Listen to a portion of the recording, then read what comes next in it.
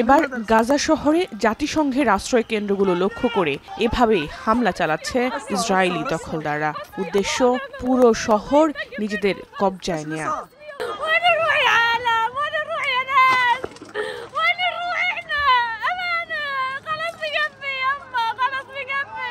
لو تنطبق السما على الارض مش طالعين ولكم مالناش مكان ولكم معناش شكل نركب। শুধু জাতিসংঘের আশ্রয় কেন্দ্রগুলো নয়, আইডিএফ এর বোমা বর্ষণে এরই মধ্যে মৃত্যুপুরীতে পরিণত হয়েছে পুরো গাজা উপত্যকা।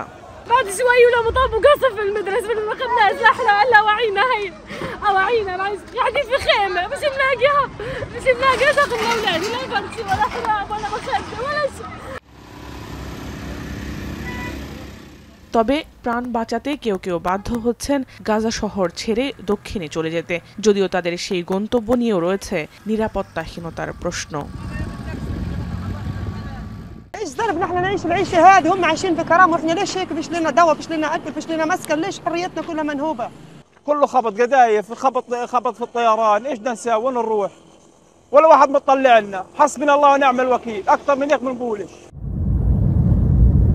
এদিকে হামাস নেতাদের টার্গেট করে কাতারে ইসরায়েলি হামলার নিন্দা জানিয়েছে যুক্তরাজ্য, জার্মানি ও ফ্রান্স। এমনকি কাতারের হামলাকে ভালোভাবে দেখছে না যুক্তরাষ্ট্র। এ বিষয়ে মার্কিন পররাষ্ট্রমন্ত্রী মার্কো রুবিও জানান, ইসরায়েলের এ ধরনের কর্মকাণ্ডে যুক্তরাষ্ট্র বেশ অখুশি, তবে কাতারের সঙ্গে মার্কিন সম্পর্কে কোনো ভাটা পড়বে না এতে। I met with them, Vice President and I met with the Prime Minister yesterday. I know they had dinner with the President last night. So you know, we have a relationship with them as well. We've been working on a number of things with them. They've been, for example, very helpful in the DRC, Rwanda, or with the M23.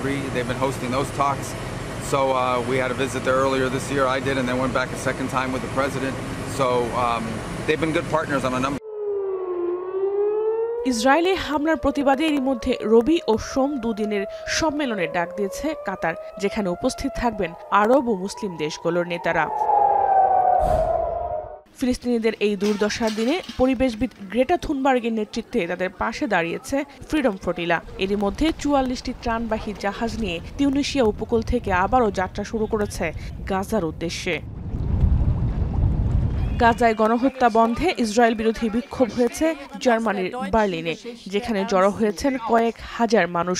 সে সময় ইসরায়েলকে অস্ত্র সরবরাহ বন্ধে German সরকারের প্রতি আহ্বান জানান বিক্ষোভকারীরা।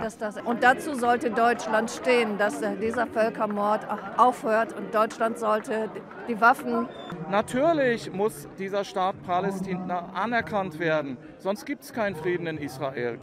Und ich denke, wenn die USA ein bisschen mehr ihrer Verantwortung gerecht werden würden, dann sollten sie eigentlich mal ein bisschen auf Israel, vor allen Dingen auf die এদিকে বন্দীদের মুক্তির দাবিতে তেল আবিবে বিক্ষোভ করেছে ইহুদিরা। জিম্মিদের ছাড়াতে নেতানিয়াহুই একমাত্র বাধা বলে দাবি তাদের। এছাড়াও মার্কিন প্রেসিডেন্ট ডোনাল্ড ট্রাম্পের প্রতারণার ফাঁদে পড়ে জিম্মিদের এখনও মুক্ত করতে পারছেন না তিনি, এমন অভিযোগ জিম্মির স্বজনদের। জাহানারা ভুইয়া, এখন বিশ্ব।